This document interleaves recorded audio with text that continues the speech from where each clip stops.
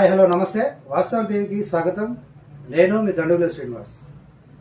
ప్రభుత్వం ఎట్లా రోజులు గడుస్తూ ఉందో అట్లా జర్నలిస్టులు, తెలంగాణ జర్నలిస్టులు, తెలంగాణ పత్రికల విషయంలో చూపుతున్న ఒక నిర్లక్ష్య ధోరణి కావచ్చు, పట్టింపు లేనితనం కావచ్చు, ఒక అవమానకర రీతిలో ప్రవర్తిస్తున్న తీరు కావచ్చు, అది ఇంకా పెంచి పేషించుకుంటూ వస్తుందని చెప్పాలి.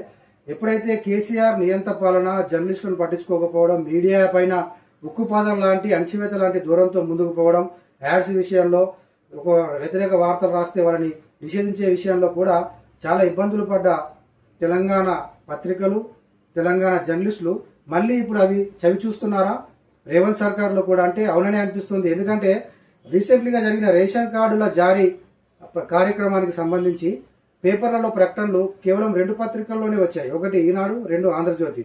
మిగిలిన ఏ పత్రికలకు కూడా యాడ్స్ ఇవ్వలేదు, ఫుల్ పేజ్ యాడ్స్. గతంలో స్టార్టింగ్ నుంచి కొంత ప్రచారం ఎక్కువగా చేసుకునే క్రమంలో చాలా ఇబ్బడిముబ్బడిగా అన్ని పత్రికలకు చిన్న పెద్ద తేడా లేకుండా 10, 20, 30 పత్రికలకు కూడా యాడ్స్ ఇచ్చిన సందర్భాలు మనం చూసినాం రేవంత్ రెడ్డి సర్కార్లో, కాంగ్రెస్ ప్రభుత్వంలో. కానీ క్రమక్రమంగా తగ్గించుకుంటూ వస్తుంది. ఎందుకంటే సీఎంఏ స్వయంగా అంటున్నాడు కాబట్టి, ఏమని అప్పులపాలు చేసిపోయాడు, 8 లక్షల కోట్ల అప్పులు చేశారు, మేము మిత్తులు కట్టడానికి సరిపోతున్నాం, ఖజానా ఖాళీ అయింది, అందుకే రైతు భరోసా సక్రమంగా సమయానికి ఇవ్వలేకపోయినా, మనం ఇంకేదో పథకాలు హామీలు అమలు చేయలేకపోయామని చెప్పుకోవడానికి అదొకటి ముందుగా సాగు చూపిస్తున్న సర్కార్ ఈ పత్రికల విషయంలో కూడా దుబారా ఖర్చు చేస్తున్నామని అనుకుందా, ఏమనుకుందో, కానీ అది తీసుకున్న నిర్ణయం మాత్రం చాలా వివాదాస్పదమైంది. ఎందుకంటే ఒక ఈనాడు, ఆంధ్రజ్యోతికి మాత్రమే ఫుల్ పేజీ యాడ్స్ ఇచ్చి కాంగ్రెస్ పత్రికలు అనుకున్న వాటిని, తెలంగాణ పత్రికలు అనుకున్న వాటిని, లేదా ఉద్యమ సమయంలో కాంగ్రెస్ సపోర్ట్ చేసి బీఆర్ఎస్కు వ్యతిరేకంగా ఆ పాలన పట్ల, ఆ పరిపాలన పట్ల, కేసీఆర్ వైఖరి పట్ల దూకుడుగా పోయి ఎదురు దెబ్బలు తిన్న పత్రికలను కూడా పక్కన పెట్టిన ఉదంతంలాగా దాన్ని చూసినప్పుడు చాలామంది దాన్ని తీవ్రంగా వ్యతిరేకిస్తున్నారు. రేవంత్ రెడ్డి ఇదంతా చేయిస్తున్నారు, ఒక దుబారా ఖర్చు అనుకుంటే మాత్రం మేమప్పుడు ప్రాణాల కొద్ది అంటే అధికార పార్టీతో ఢీకొని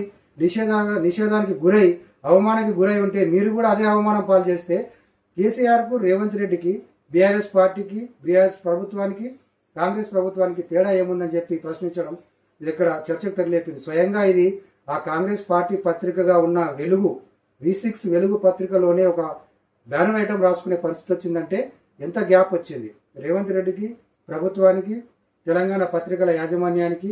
అంటే అందులో మంత్రి వివేకే ఆ కేబినెట్లో ఉండడం, ఆ వాళ్ళ పత్రికనే కావడం, ఆ పత్రికలోనే ఇది రాయడం అనేది టోటల్గా రేవంత్ రెడ్డికి సలహాలు ఇస్తున్నారా, లేకపోతే కిందున్న వాళ్ళు చేస్తున్నారా, అధికారుల తప్పిదమా, నిర్లక్ష్యమా పక్కన పెడితే టోటల్గా ఒక గ్యాప్ అయితే వచ్చేసింది. ఇక ముందు కనుక ఇట్లాంటివే కొనసాగితే వాళ్ళు ఏకంగా నెగిటివ్ వార్తలు రాయడానికి కూడా సిద్ధమైపోయారు. ఎందుకంటే ఇంకా 3 ఏళ్ళు ఉండొచ్చు కాక, కానీ మమ్మల్ని అవమానపరిస్తే, మా ఆత్మగౌరవాన్ని కించపరిచే విధంగా, అవమానపరిచే విధంగా మీరు చేస్తే ఊరుకునేది లేదు.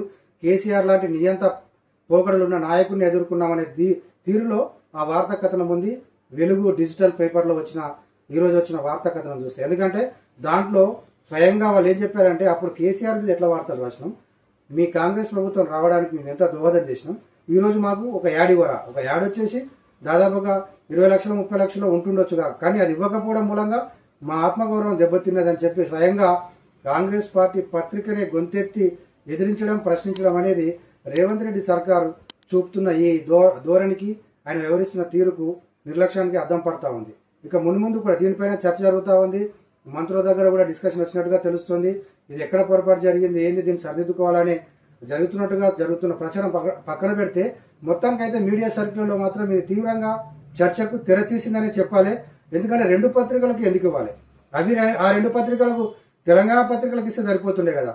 ఒక ఈనాడు, ఒక ఆంధ్రజ్యోతికి ఇవ్వాలి అంటే వాళ్ళు ఎవరైతే ఆంధ్రాలో ఆల్రెడీ పెట్టుబడిదారులుగా అక్కడ ఇక్కడ లాభాలు పొందుతున్న వాళ్ళకే మీరు దాసోహం అవుతూ, భయపడుతూ, వాళ్ళ బ్లాక్మెయిలింగ్ చేసేలకు లొంగిపోతున్నారు తప్ప, మరి మన కోసం, మన తెలంగాణ కోసం, పార్టీ కోసం, లేకపోతే కేసీఆర్తో ఢీకొట్టి మరీ ధైర్యంగా ఎదురొడ్డి నిల్చున్న పత్రికలు ఏవి, వాళ్ళని ఎట్లా కాపాడుకుందాం, వాళ్ళకి ఏం చేద్దామనే ఆలోచన మీకు లేకపోవడానికి ఇదొక ఉదాహరణ, మచ్చుతురుక మాత్రమే. ఇక మునుముందు మీ చర్యలన్నీ ఇట్లాగే ఉంటాయని వాళ్ళు ముందే గ్రహించేసి డిసైడ్ అయినట్టుగానే ఆ వార్తా కథనాలు చూస్తే మనకు అర్థమవుతా ఉంది. దీని పట్ల రేవంత్ రెడ్డి ఇక్కడైనా, ఇంతకుముందు కూడా ఆయన రాగానే బట్టలు ఇప్పేసి కొడతాం, ఈ యూట్యూబ్ ఛానల్ ఏంది, అవేంది, ఇష్టం వచ్చినట్టు ఫ్యామిలీని అంటున్నారు అని చెప్పడం, ఇవన్నీ కూడా కొంత మీడియాతో కొంత గ్యాప్ పెంచుకుంటూ పోతున్నట్టు కనబడుతుంది. అంతకుముందు కేసీఆర్ ఎట్లయితే ఉండేనో మంచిగా దగ్గరగా తెలంగాణ జర్నలిస్టులతోని కలిసిమెలిసి ఉంటూ, మాట్లాడుతూ, అన్నం భోజనాలు చేసుకుంటూ వాళ్ళకు వడ్డిస్తూ అబ్బా కేసీఆర్ లాంటి నాయకుడు మాకు ఉండాలి, ఈయన సీఎం కావాలి అని కోరుకున్న జర్నలిస్టులకే విసుగు వచ్చేటట్టుగా, అసహ్యం వచ్చేటట్టుగా, విరక్తి పుట్టేట్టుగా ప్రవర్తించాడు 10 ఏళ్ల కాలంలో కేసీఆర్. ఇక్కడ సేమ్ అధికారంలోకి రావాలని రేవంత్ రెడ్డి కూడా అదే అధికార దర్పంతో ప్రవర్తిస్తున్నాడా, కేసీఆర్కు రేవంత్ రెడ్డికి తేడా లేదా అనే విధంగానే ఈ ఏడాదిన్నరగా దాదాపు 2 ఏళ్ల కాలంగా ఆయన మారుతూ వస్తున్న పరిస్థితులను చూస్తే మనం అర్థం చేసుకోవచ్చు. ఇప్పుడు ఈ యాడ్స్ అనేది వివాదాస్పదమై కూర్చుంది.